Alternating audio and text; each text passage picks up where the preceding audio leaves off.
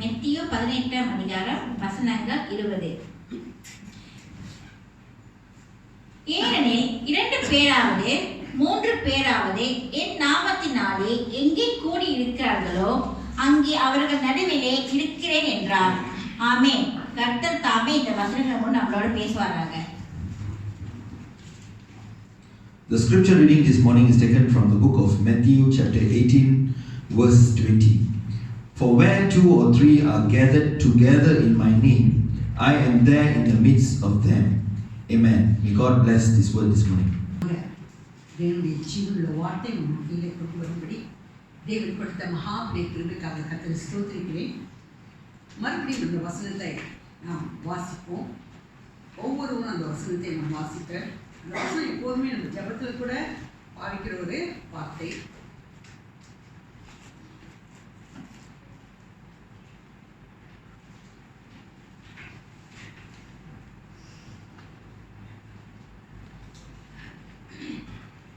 வார்த்தை என்ன சொல்லுது? 2 3 பேர். 40 பேர் இருந்தா இருப்பான்னு சொன்னாரா? இல்லை, 2 3 பேர் அவருடைய நாமத்தில் கூடும்போது அந்த மத்தியில் இருப்பேன் என்றார். இருப்பேன் என்று சொல்லிட்டாரு. நிச்சயமா நம்ம மத்தியில் இருக்கிறார். எத்தனை பேர் விசுவாசிக்கிறோம் தேவ பிரசன்னம் நம்ம மத்தியில் இருக்கணும்? ஆமென். ஸோ அதுக்கப்புறம் கேள்வி கேட்பேன். ஒரு ஜபத்துக்குள்ளே அதை கடந்து சொல்லுவோம். அதுக்கப்புறம் கேள்வி போவோம். அப்பா மிஸ்டேக்கு எல்லா மகிமைக்கும் கனத்துக்கும் முடிய தகப்பனே மக்கள் நன்றி செலுத்துகிறோம். இது அந்த நாளுக்காக இந்த வார்த்தைக்காய் மக்கள் நன்றி செலுத்துகிறோம் ராஜா. இந்த வார்த்தை கொண்டு எங்களோடு கூட நீ போஷிக்க போகிற ஒவ்வொரு காரியங்களுக்கும் இப்போதே இந்த நாளுக்குலேருந்து உமக்கு நன்றி, உமக்கு நன்றி, உமக்கு நன்றி என்று சொல்கிறோம். சபையாக நாங்கள் அதை பெற்றுக்கொண்டு அதை அனுபவிக்கத்தக்கதான ஒரு அபிஷேகம், ஆசீர்வாதம் உங்களோட வாழ்க்கையில் நீ தரும்படி காட்சி வைக்கிறோம். முற்றிலுமாக இந்த வார்த்தையும் எங்களையும் உடைய கருத்தில் ஒப்புக் கொடுக்கிறோம். ஆளுகை தந்து நடத்துகிறாங்க. இயேசுவின் மூலமே வேண்டியிருக்கிறோம் எங்கள் ஜீவனில் வாழும் நல்ல பிதாவே. ஆமென். ஆமென். கர்த்தர் நமக்கு ஸ்தோத்திரம். தேவ பிரசன்னம் நம்ம மத்தியில் இருக்குன்னு சொல்லிட்டீங்க. அந்த தேவ பிரசன்னத்தை எப்படி அறிந்து கொள்வது? Anybody? ஓகே, நம்ம மத்தியில் எலக்ட்ரிசிட்டி பவர் இருக்கா இல்லையா? இருக்கு. எப்படி உங்களுக்கு தெரியும் நம்ம மத்தியில் எலக்ட்ரிசிட்டி பவர் இருக்கு? லைட் எரியுது, ஃபேன் ஓடுது. Praise God. லைட் எரியுது தெரியுது, ஃபேன் ஓடுது, ஏர்கான் ஓடுது, மைக் வேலை செய்யுது, கீபோர்ட் வேலை செய்யுது, மொத்தத்தில் எல்லாம் வேலை செய்து நமக்கு தெரியும் இங்கே எலக்ட்ரிசிட்டி பவர் இருக்குது. ஓகே, நம் மத்தியில் தேவ பிரசன்னம் இருக்கு. தேவ ஆவியானவர் நம் மத்தியில் அசைவாடுகிறார். எப்படி தெரியும்?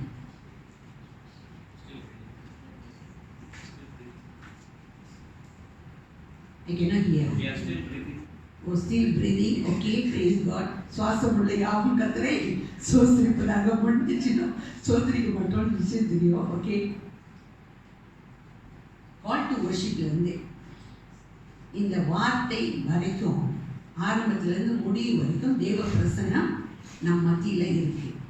எப்படி தெரிஞ்சுக்கலாம்? ஒரு சில காரியத்தை சொல்றேன். வர்ஷிப் நடந்துருந்துச்சு. ஓகேங்களா? இந்த வர்ஷிப்பில் சில பேர் அழுவாங்க. பார்த்துருக்கீங்களா? கண்ணீர் தார தாரியாக ஊற்றும். இந்த அனுபவங்கள்லாம் அவங்களுக்கு இருக்கான்னு எனக்கு தெரியல. கண்ணீர் தார தாரியாக ஊற்றுற பாடல் பாடும்போது அந்த தண்ணி அப்படியே வடியும். சில பேர்த்துக்கு அந்த பாடலில் உற்சாகம் வரும், சந்தோஷமாக கைத்தட்டி அவங்க பாடலை பாட ஆரம்பிப்பாங்க. சில பேர் கைகளை உயர்த்தி என் தேவனுக்கு மகிமை, தேவனுடைய நாமம் உயர்த்தப்படுவதாக சொல்லி செய்வாங்க. இப்படி நம்ம பார்க்கும்போது என்ன நமக்கு தெரியும்? என்ன நம்ம புரிஞ்சுக்கிறோம்? தேவ பிரசன்னம் இது மட்டும் இல்லை, நம்ம பார்க்கக்கூடிய காரியம் இது, உணரக்கூடிய காரியமும் இருக்கு. சில பேர் ரொம்ப பலவித சூழ்நிலை பிரச்சனையோட, கஷ்டத்தோட, பாரத்தோடு கூட மத்தியில் வந்து உட்கார்ந்துருப்பாங்க. இந்த பாடல் பாட ஆரம்பிக்கும் போது, துதிக்க ஆரம்பிக்கும் போது ஆட்டோமேட்டிக்காக ஒரு தேவ சமாதானம் நம்மளை நிறைக்கும். எத்தனை பேருக்கு இந்த அனுபவம் இருக்கு? நான் நினைக்கிறேன் எல்லாத்துக்கும் இந்த அனுபவம் இருக்கும். ஒருவேளை வாரத்தோடு அவங்க வந்து உட்காந்துருக்கீங்க. இந்த பாடல் மூலம் ஆவியார் நம்மளோடு கூட இடைப்படுவார். ஓகேங்களா? இது உணர முடியும், இது காண்பிக்க முடியாது. கை தட்டுறது, கை உயர்த்துகிறது, அழுகிறது, இதெல்லாம் பார்ப்பீங்க. இவங்க நல்லா தானே இருந்தாங்க, எதுக்கு இப்படி அழுகுறாங்க அப்படின்னு நீங்கள் யோசிப்பீங்க.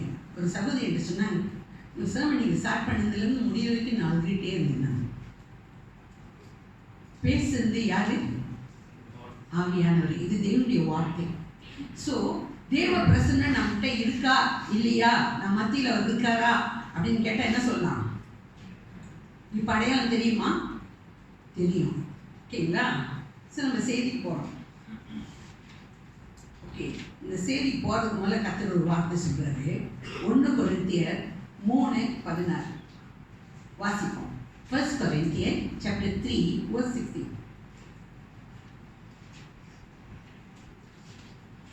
நீங்கள் தேவனுடைய ஆலயமாய் இருக்கிறீர்கள் என்றும் தேவனுடைய ஆவி உங்களில் வாசமாய் இருக்கிறார் என்றும் அறியாதிருக்கிறீர்களா? கர்த்தர் சொல்கிறார். நாம் யாரு? தேவனுடைய ஆலயமா இருக்கிறோம். நமக்குள் யார் வாசமா இருக்கிறாரு? தேவ ஆவியானவர் வாசமா இருக்கு. இந்த வார்த்தைகளை மறுபடியும் மறுபடியும் இருதயத்து நாளத்திலிருந்து நம்ம சொல்லிக்கொண்டே இருக்கும் போது தேவன் கூடவே வருவார். இந்த வார்த்தைக்கு அவ்வளோ பவர் இருக்கு. ஓகேங்களா? ஓகே, தேவ சமூகம் நமக்கு முன்பாக செல்லும். இதை மோசே அறிந்தவராய் இருந்தார். இந்த மோசே எப்படி சொல்றாருன்னா, மோசையோட கதை உங்களுக்கு தெரியும், நான் முழுசாக சொல்ல வேண்டாம். மோசே இப்போ எஜிப்துக்கு போயிட்டாரு. அங்கேருந்து ஒரு 30-35 லட்சம் மக்களை அங்கேருந்து கொண்டு வந்துட்டு இருக்காரு. கொண்டு வர்றதுக்கு முன்பாக இங்கே மோசையை பார்த்தீங்கன்னா அவருக்கு பின்னால் ஒரு 30-35 லட்சம் மக்கள், அதாவது 6 லட்சம் யுத்த புருஷர்கள் இருப்பாங்க, மற்றதெல்லாம் அவங்க வாழ்கிற மக்கள் இருப்பாங்க. ஸோ இத்தனை மக்களும் பின்னால் இருக்காங்க. ஆனால் மோசே ஒரு காரியத்தை கேட்பார். அந்த வசனத்தை வாசிப்போம். Exodus chapter 33 verses 14 and 15. Exodus chapter 33 verses 14 and 15. அதற்கு அவர், என் சமூகம் உனக்கு முன்பாக செல்லும், நான் உனக்கு இளைப்பாறுதல் தருவேன் என்றார். அப்பொழுது அவன் அவரை நோக்கி, உங்களுடைய சமூகம் என்னோடு கூட செல்லாமல் போனால் எங்களை இவ்விடத்திலிருந்து கொண்டு போகாதிரோ. கர்த்தர் ஸ்தோத்திரம். இந்த வார்த்தை நீங்கள் பார்த்தீங்கன்னா அவர் சொல்கிறது, இவ்வளோ பேர் அவருக்கு பின்னால் நிற்கிறாங்க பலமா, அது உண்மைதான். ஆனால் அவர் கேட்ட ஒரு காரியம், உம்முடைய சமூகம் எங்களுக்கு முன்னாக செல்லாட்டி என்னை எங்கேருந்தே கூட்டிகிட்டு போவாதீங்க. ஏன் அவருக்கு அவ்வளோ காரியம், அவ்வளோ நிச்சயம் தேவ சமூகம் முன்பாக செல்லணும்? உங்களுக்கு தெரியும், யோசிக்கிறீங்க என்ன சொல்லலான்னு. அவர் சமூகம் முன்பாக செல்லும் போது நிச்சயமா அவருடைய வழிநடத்தல் இருக்கும், தேவனுடைய போஷிப்பு இருக்கும், தேவனுடைய பாதுகாவல் இருக்கும். எல்லாமே யாருக்கு தெரியும்? இந்த மோசேக்கு தெரியும். அதனால தான் அவர் சொல்லுவாரு, உம்முடைய சமூகம் முன்னால செல்லாட்டி எங்களை இந்த இடத்துல இருந்து எழுப்பாதுங்க. ஏன்னா இங்க கொண்டு போறது 30-35 லட்சம் மக்களை கொண்டு போறாரு. இவனுக்கு பசி வந்துச்சு. அங்கே ஏதாவது ஒரு ரெஸ்டாரண்ட் இருக்கா, ஹோட்டல் இருந்தால் கூட எத்தனை பேர் உட்கார வைக்கலாம்?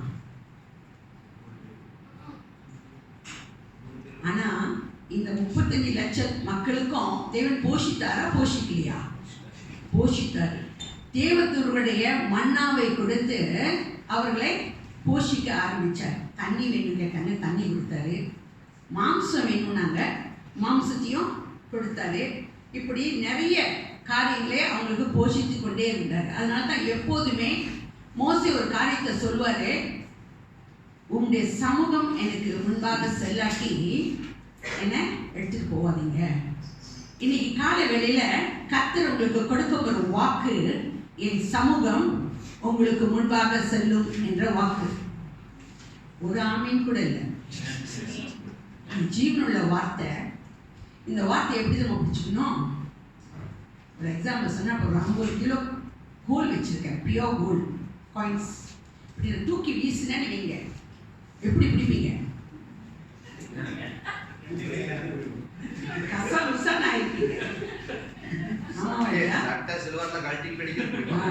விரிச்சு பிடிச்சிட்டு எடுத்துறது கூட கிடைக்குமா? இந்த வார்த்தை அதை விட பெருசு. என் சமூகம் உனக்கு முன்பாக செல்லும் என்ற வார்த்தை அதை விட பெரிய வார்த்தை. அந்த வார்த்தையை கத்த இந்த நாளில் வாக்கு தத்தமா உங்களுக்கு கொடுக்குறாரு. ஏன் இந்த வார்த்தை உங்கள் வாழ்க்கையில் புறப்பட்டு வருது எனக்கு தெரியாது. ஆனால் இந்த வார்த்தை உங்கள் நாள் முழுவதும் செல்லும், உங்கள் வாழ்க்கை முழுவதும் செல்லும். அந்த வார்த்தைக்கு அவ்வளோ பவர் இருக்கு. நீங்கள் பார்த்தீங்கன்னா அவங்களை வழி நடத்தும் போது அவங்களோட வஸ்திரம் பழையதாக போகவே இல்லை. 40 வருஷம் வழி நடத்தினார். அவங்க போட்டு இந்த செருப்பு தேயலையாம், பதிலாக வளர்ந்துச்சு. ஏன் வளர்ந்துச்சின்னு சொல்கிறேன், 40 வருஷம் ஒரு 5 வயசு பையன் 40 வருஷம் நடத்திருந்தா அந்த பையனுக்கு எத்தனை வயசாக இருக்கும்? 45 வயசாக இருக்கும். அந்த 4 வயசில் 5 வயசில் போட்ட ஸ்லிப்பு 45 வயசில் போட முடியுமா?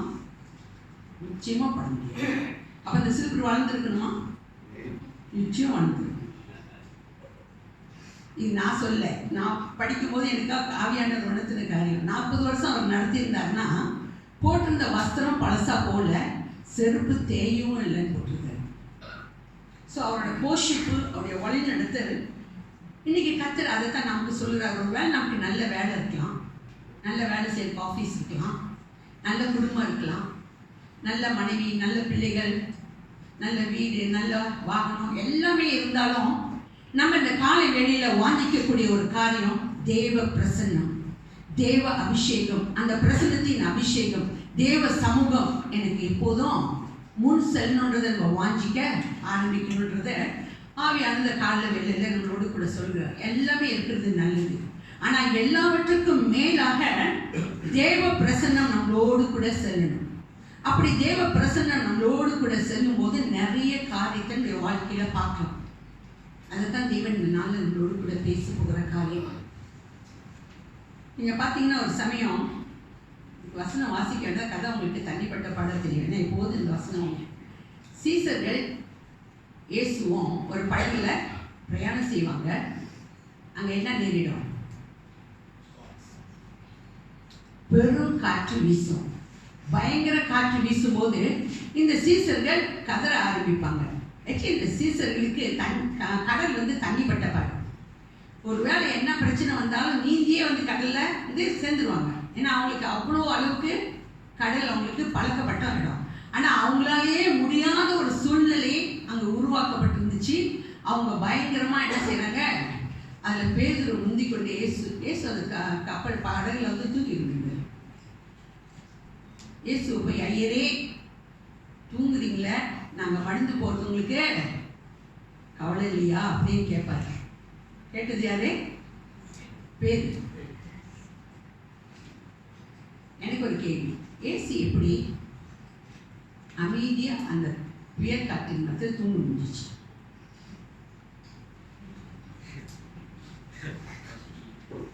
எனக்கு எப்படி தெரியும்? நானும் போய் பார்த்துட்டேன். தேவ பிரசன்னம் அவர்கிட்ட இருந்துச்சு.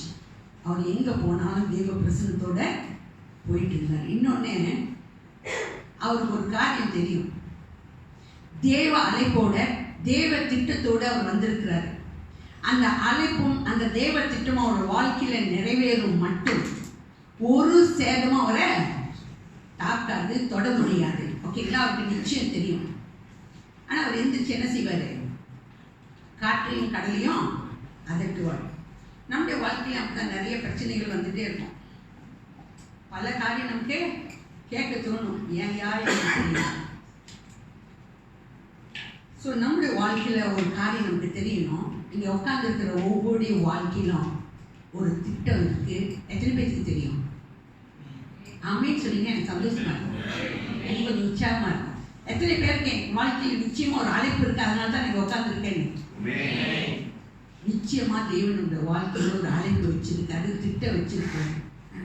இப்படி கடல் காற்று மாதிரி, புயல் காற்று மாதிரி, போராட்டங்கள் மாதிரி நிறைய காரியம் வரும்.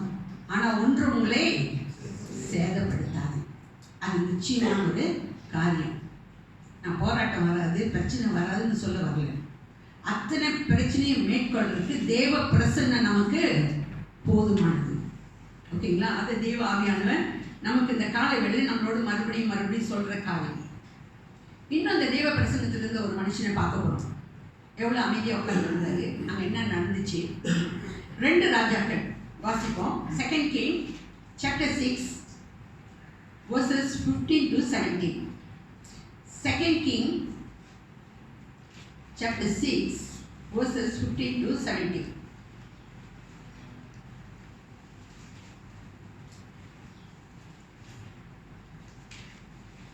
இங்கே எலிசா தேவனுடைய மனுஷனின் வேலைக்காரன் அதிகாலமே எழுந்து வெளியே புறப்படுகையில், இதோ இராணுவமும் குதிரைகளும் இரதங்களும் பட்டணத்தை சுற்றிக் கொண்டிருக்க கண்டான். அப்பொழுது வேலைக்காரன் அவனை நோக்கி, ஐயோ என் ஆண்டவனே, என்ன செய்வோம் என்றான். அதற்கு அவன், பயப்படாதே, அவர்களோடு இருக்கிறவரை பார்க்கிலும் நம்மோடு இருக்கிறவர் அதிகம் என்றான். அப்பொழுது எலிசா விண்ணப்பம் பண்ணி, கர்த்தாவே, இவன் பார்க்கும் பணி இவன் கண்களை திறந்தருளும் என்றார். உடனே கர்த்தர் அந்த வேலைக்காரன் கண்களை திறந்தார். இதோ எலிசாவை சுற்றிலும் அக்கினிமயமான குதிரைகளாலும் இரதங்களாலும் அந்த மலை நிறைந்திருக்கிறதை அவன் கண்டார். இங்கே எலிசாவின் வேலைக்காரன் மலை மேல் இருக்காங்க. வேலைக்காரன் வெளியே போகிறான். வெளியே போனோன்னா அவன் பார்க்குற காட்சி ரகம் எல்லாமே குதிரை வீரர்கள் எல்லாமே சுற்றி இருக்கிறாங்க. ஸோ சேதம் வரும்னு தெரிஞ்சிச்சு. நம்ம இன்னைக்கு முடிஞ்சிட்டோம் அப்படின்ற ஒரு சூழ்நிலை. ஓடி போய் எலிசாட்ட சொல்கிறான், இப்படி நம்ம ஒரு இக்கட்டான ஒரு நிலைமையில் இருக்கோம், நிச்சயம் இன்னைக்கு நம்மள முடிச்சிடுவாங்க அப்படின்னு. எலிசா ஒன்றுமே சொல்லலை. மறுபடியும் அவன் சொல்லுவான். நீங்கள் அந்த அதிகாரம் முழுவதும் வாசிக்கலாம். மறுபடியும் சொன்னோன்னா எலிசா ஒரு காரியம் செய்வான். இவன் கண்கள் பார்க்கும்படி இவன் கண்களை திறந்தருளும் அப்படின்னு சொல்லுவார். கர்த்தர் இவன் கண்களை திறந்த போது ஒரு காரியத்தை பார்த்தான். அவர்களோடு இருப்பவர்களை பார்க்கிறோம், இவர்களோடு இருந்தது அங்கவர்களும் ரதம் தான் இருந்துச்சு. இவர்கள் சுற்றிலும் என்ன இருந்துச்சு தெரியுங்களா? அக்கினி ரதம் இருந்துச்சு. நீங்கள் வசனத்தை வாசிச்சிங்கன்னா அக்கினி ரதம் இவர்களை சுற்றி இருந்தது. ரதங்கள் இராணுவங்கள் இவர்களை சுற்றி இருந்ததை பார்த்தாங்க. ஒரு ஆச்சரியமான ஒரு வழிநடத்து. நமக்கு தேவன் சொல்லியிருக்க வார்த்தை, உலகத்தில் இருப்பவனிலும் உங்களில் இருப்பவர் பெரியவர். ஒருவேளை நமக்கு என்ன செய்ய முடியல, பார்க்க முடியல, ஆனால் நிச்சயமா அந்த பாதுகாவல் இருக்கும். அதுக்கப்புறம் பார்த்தீங்கன்னா தேவன் அழகா ஏன் எலிசானால அமைதியாக இருக்க முடிஞ்சிச்சு, ஏன் இந்த வேலைக்காரனால ரொம்ப பதட்டமாக ஆக முடிஞ்சிச்சு? தேவ பிரசன்னத்தில் அவன் நிறைந்திருந்தான். இந்த காலவேளையில் தேவன் அதை வாஞ்சிக்க சொல்றார். அந்த பிரசனத்துக்குள் நாம் நடக்காத பிரசனத்தை எனக்கு வாஞ்சிக்க சொல்கிறார். கிடைக்காத ஒன்று சொல்லலை, நம்ம கிடைக்கும். அதை எப்படி பெற்றுக்கொள்வது? நம்ம நிறைய நேரம் வேலைக்கு போகிறதுக்கு முதல்ல எல்லாமே எந்திரிச்சு டடான்னு எது பார்க்குறோமோ ஒரு ஃபோனை பார்த்துருவோம். அதுக்கப்புறம் டக்கு டக்குன்னு வேலைக்கு போட்டு போயிடுவோம். ஆனால் இன்னிலேருந்து ஒரு காரியத்தை நீங்கள் ஒரு 10 நிமிஷம் ஒரு 15 நிமிஷம் வழியாக எந்திரிச்சிட்டு தேவ சமூகத்தில் அப்படியே எந்திரிச்சோன்னே முழங்கால் பண்ணிட்டு அவரை முதல்ல சொல்லிடுங்க, என் சமூகம் உங்களுக்கு முன்பாக செல்லணும்னு சொன்னார். இந்த நாள் முழுதும் அப்படி செல்லும்படி எங்களுக்கு கிருபை செய்தியா. குடும்பத்துக்கு முன்பாக பிள்ளைகளுக்கு எல்லாமே அப்படியாக ஒரு ஜெபத்தை செஞ்சுட்டு அந்த தேவ சமூகத்தில் ஒவ்வொரு பிள்ளைகளையும் ஒப்பு கொடுத்துட்டு நீங்கள் வேலைக்கு கலந்து செய்வாங்க. நீங்கள் இப்படி செய்ய செய்ய செய்ய தேவ பிரசன்னம் உங்களை சூழ்ந்து கொள்ளும். தேவ அபிஷேகம் உங்களை ஆட்கொள்ளும். நீங்கள் இதை செஞ்சு பாருங்க. நம்ம எந்திரிச்சோன்னு தனது தான் என்ன செய்யணும், எது செய்யணும், அது செய்யணும், எல்லாம் நல்லது தான். ஆனால் நம்ம எல்லாத்தையும் செய்யறதுக்கு முன்பாக இந்த தேவ சமூகம் எனக்கு முன்பாக செல்லணும் பாட்டு சொல்லி தேவ பிரசனத்தை நாடிட்டு ஒரு வேலை முழுசா பாட்டு பண்ணி அப்படியும் பரவாயில்ல. ஒரு வசனம், ஜீவனுள்ள நாளெல்லாம் நன்மையும் கிருபையும் என்னை தொடரும், நான் உனக்கு முன்னே போய் கோணலானவைகளை சிறையாக்குவேன். சின்ன சின்ன வார்த்தைகள்லாம் சொல்லியிருக்கேன். அந்த வார்த்தையை மனப்பாடம் பண்ணியிருக்கேன். இப்படி சொல்ல சொல்ல சொல்ல உங்களை தேவன் ஆட்கொள்வார், அபிஷேகத்தினால் நிரப்புவார். நீங்கள் நாட்கள் போக போக பார்த்தீங்கன்னா தேவ பிரசன்னத்தினால் நிறைந்தவர்களை கடந்து செல்லுங்கள். நீங்கள் போகிற இடத்துலலாம் ஒரு விடுதலை வரும். உங்களையும் அறியாமல் அங்கே நிறைய காரியம் ஒரு விடுதலை தேவன் அங்கே கொண்டு வருவார். இது தேவ அபிஷேகம்னா நீங்கள் நிறைய பார்ப்பீங்க. இதை நீங்கள் காலையில் எந்திரிச்சாலும் செய்ய பழகிக்கணும். சரி, மறுபடியும் இந்த பேதுரோட கதைக்கு வருவோம். இந்த பேதுரு எப்படி சத்தம் போட்டாரு? ஐயரே, நாங்கள் மடிந்து போகிறோம், கவலை இல்லையா, நீங்க தூங்குறீங்களே அப்படின்லாம் சொல்லி கூப்பிட்டாரு. இப்ப அதே பேதுரு எப்படி செய்தாரு அப்படின்னு ஒரு காரியத்தை பார்க்கணும். Acts chapter 12, அப்போஸ்தலர் 12ஆம் அதிகாரம் வசனம் 6, 7 வாசிப்போம். இங்க ஒரு சம்பவம் நடக்குது. அமைதியா வாசிமா. இது அப்போஸ்தலர் 12ஆம் அதிகாரம் 6, 7.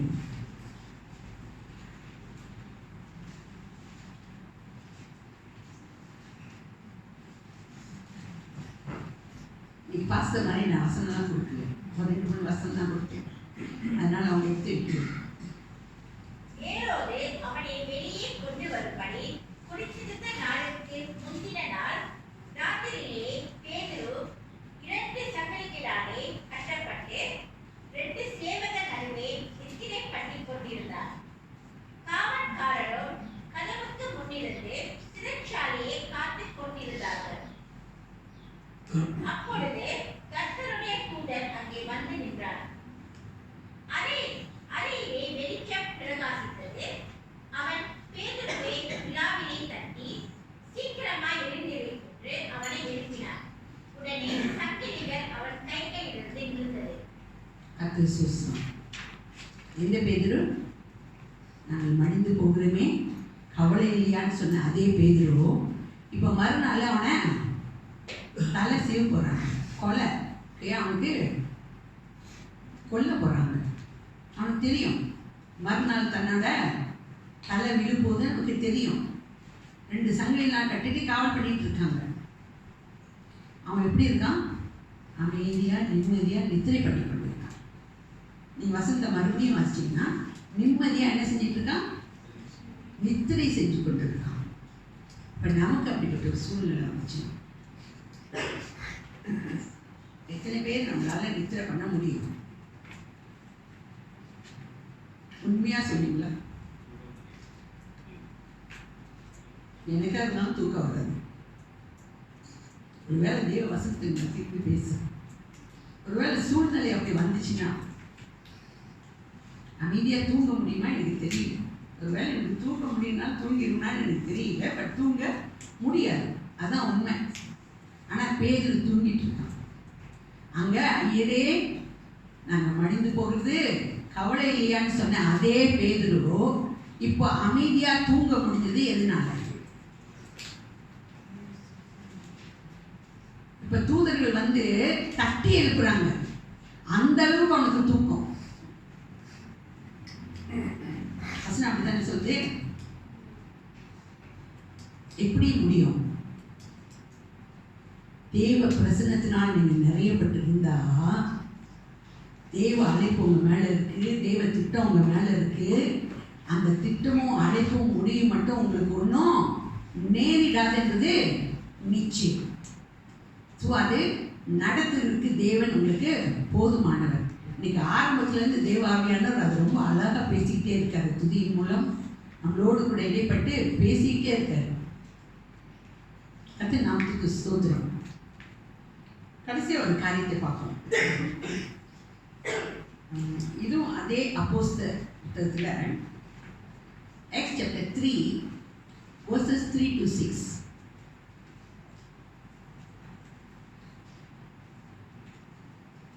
இந்த கதையை உங்களுக்கு தெரியும்.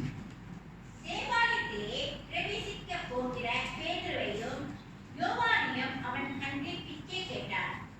பேதுருவும் யோவானும் அவனை உற்று பார்த்து, எங்களை நோக்கி பார் என்றார்கள். அவன் அவர்களிடத்தில் ஏதாயிரம் கிடைக்கும் என்று எண்ணி அவர்களை நோக்கி பார்த்தான். அப்பொழுது பேதுரு, வெள்ளியும் பொன்னும் என்னிடத்தில் இல்லை, என்னிடத்தில் உள்ளதை உனக்கு தருகிறேன். நசரேயனாகிய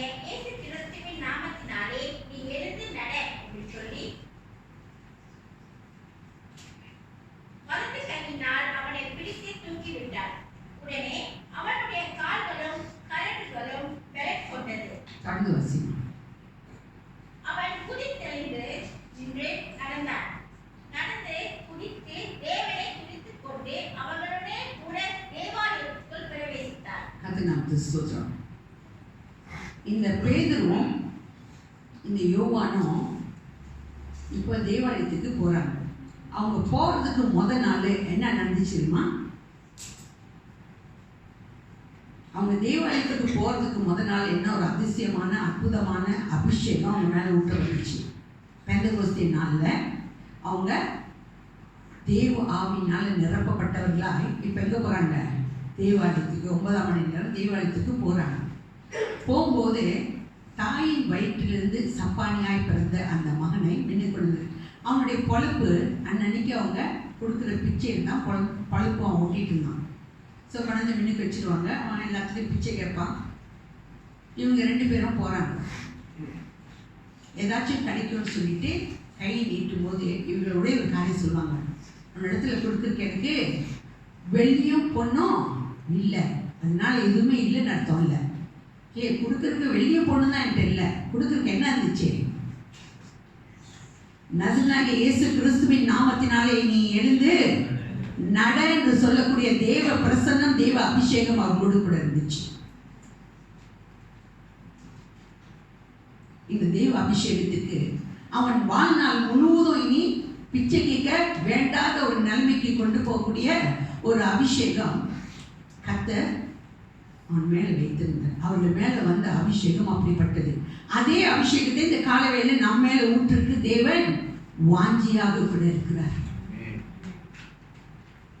அதனால தான் சொல்வாரு. அது மட்டும் இல்லை, நீங்கள் தொடர்ந்து வாசிச்சீங்கன்னா அவன் சந்தோஷத்தோட கூட்டு எழுந்து தேவாலயத்துக்குள் பிரவேசித்தார். அது வரைக்கும் ஏன்னா இயேசு கிறிஸ்து வந்ததுக்கு அப்புறம் தான் திரைச்சீலை 2ஆ கிழிஞ்சிச்சு. அது வரைக்கும் மக்கள் எங்க நின்று தான் ஆராதிக்க முடியும்? முற்றத்தில். அதாவது அவங்க 3 பாகம் இருக்கும். வெளிப்புறம், நடுவில், அதுக்கப்புறம் மகா பரிசுத்த ஸ்தலம் போகணும். ஆனால் இப்போ அவன் தேவாலயத்துக்குள் பிரவேசித்து ஆராதிக்கிறான். சரிங்களா? அவன் எழுந்திரிச்சோன்னா காரியம் அவனுக்கு கிடைச்ச பாக்கியம் என்ன தெரியுங்களா? மின்னுக்கு நின்று ஆராதிக்கிற, தேவாலயத்துக்குள் சென்று ஆராதிக்கக்கூடிய ஒரு அபிஷேகத்தையும் அவன் பெற்றுக்கொண்டான். அவங்க மேலே இருந்த அந்த பரிசுத்த ஆவியின் அபிஷேகம், தேவ பிரசன்னம் அவனுக்கு கொடுத்த ஒரு ஆசீர்வாதம். இனி வாழ்க்கையில் அவன் பிச்சையே கேட்க வேண்டிய அவசியம் கிடையாது. இதுதான் தேவன் நம்முடைய வாழ்க்கையில இந்த நாள் காலையில கொடுக்க வாஞ்சிக்கிறார்.